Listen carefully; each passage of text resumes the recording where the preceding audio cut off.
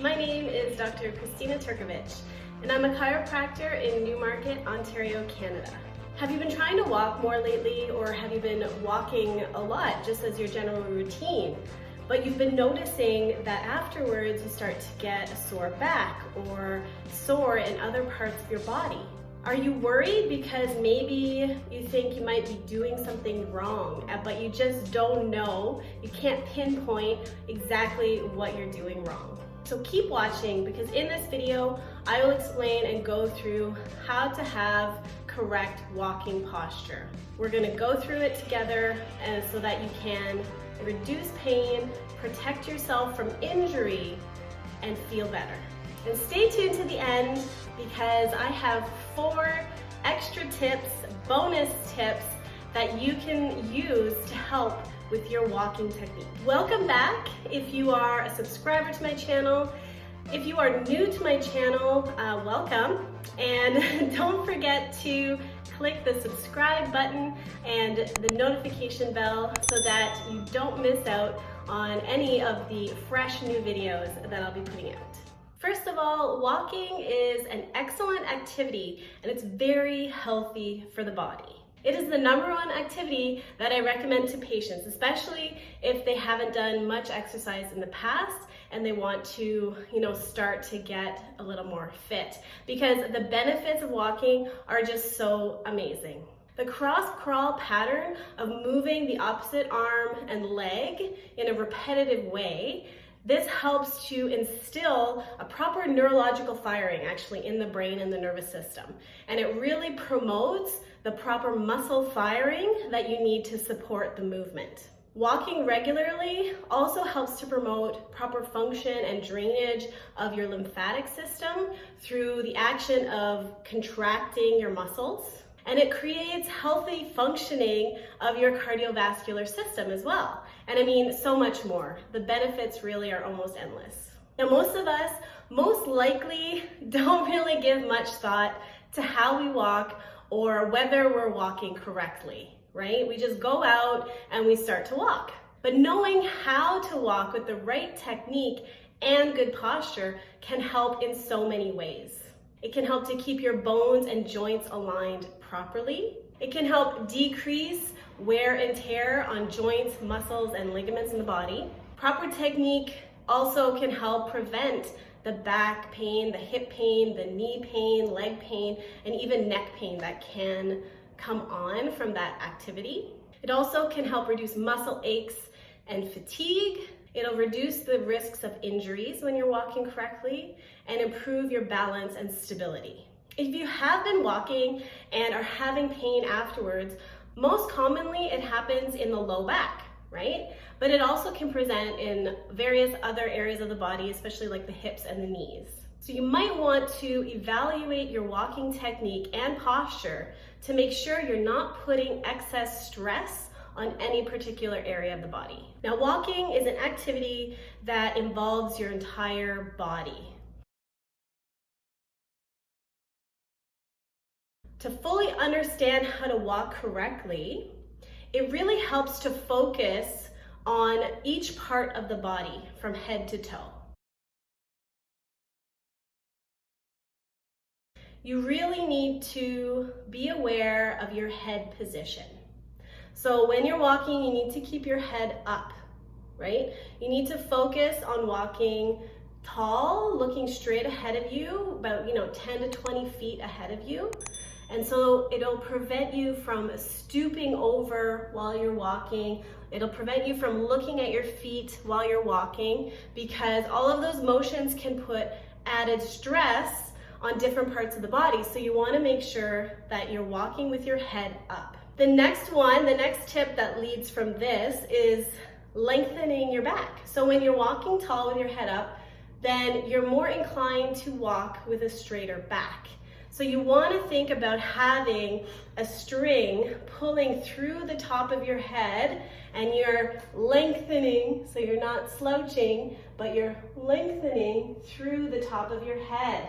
And you can feel the string pulling even from the base of your spine through the top of your head. You want that to pull nice and straight. The next body part we have to pay attention to is our shoulders, because we can tend to round our shoulders, especially if we're working in front of a computer a lot or doing a lot of seated activity or driving, things like that. So you need to make sure to bring your shoulders down and back. So you want to, again, as you're lengthening through your spine, keeping your head up, you want to roll your shoulders down and back and pull them down so that you're preventing yourself from having a hunched or rolled forward posture. In order to have a more lengthened upright posture when you walk, you really have to be conscious and engage your core. So as you walk, you just want to tighten your core, bring your belly in. You want to think about pulling your belly button through to your spine.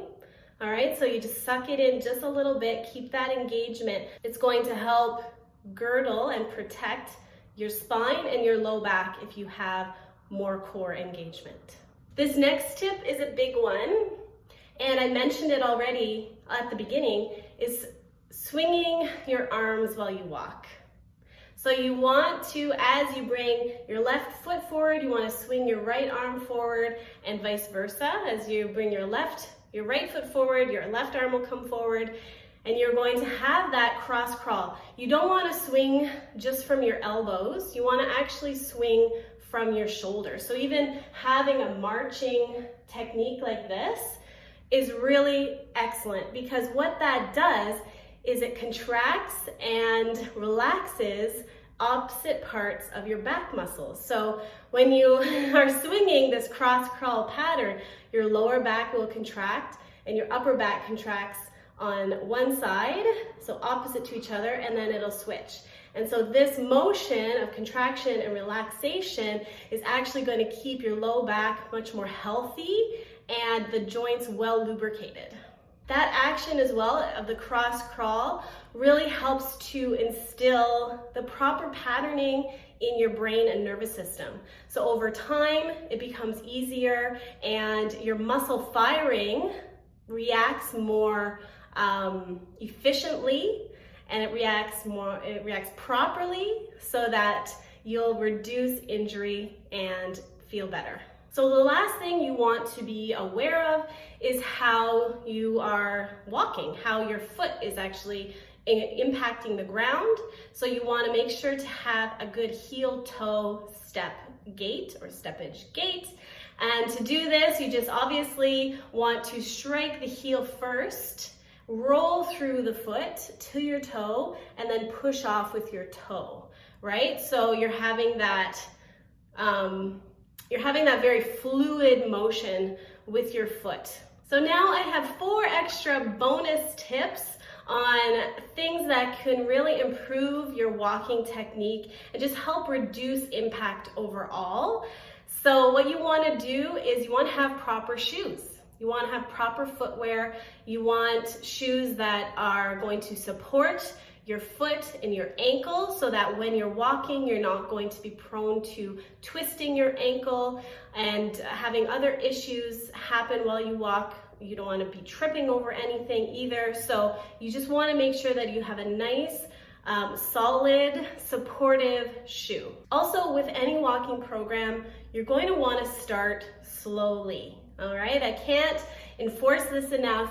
I have so many patients who are like, you know, I haven't done anything in months, and you know, I just needed to get out there, and so I went for a walk for like 2.5 hours, and you know, now my feet are killing me and my low back's killing me. And please don't do that. Please start slowly. Start 5 minutes, 10 minutes. I know it sounds I know it sounds like it's not enough, but you really need to give your body time to adapt. If you've been an avid walker and you're fairly active, you could probably start with a higher number for sure. But if you're fairly sedentary, you don't do a lot of walking, please start with a lower number. Next, if you have tried all of these tips and you are still noticing that you have significant pain, or if you are unsure because you've had, you know, hip and knee pain in the past, or if you've had hip or knee replacements, go to a chiropractor and get checked out to make sure that what you're doing, that a walking program is safe for you. The chiropractor will check for imbalances in your body, make sure to correct these issues beforehand so that once you start walking, you'll be able to walk safely and effectively. Lastly, this tip is a big one, and I tell all of my patients, if after walking you have a bit of achiness, in your low back, hips or knees or even neck, anywhere in the body, apply ice to that area. It's going to help reduce soreness, reduce the inflammation. So there you have it. These are my tips, my explanation on how to walk correctly with proper walking technique. So I really hope you enjoyed this video. Please let me know. Send me a comment below if you found this video helpful. Please like and share with anyone you feel could benefit. And also, don't forget to click below on the subscribe button and subscribe to my channel. That would be phenomenal. So it's Dr. Kristina here, signing off. Have a great day, and I will see you on the next video. Bye!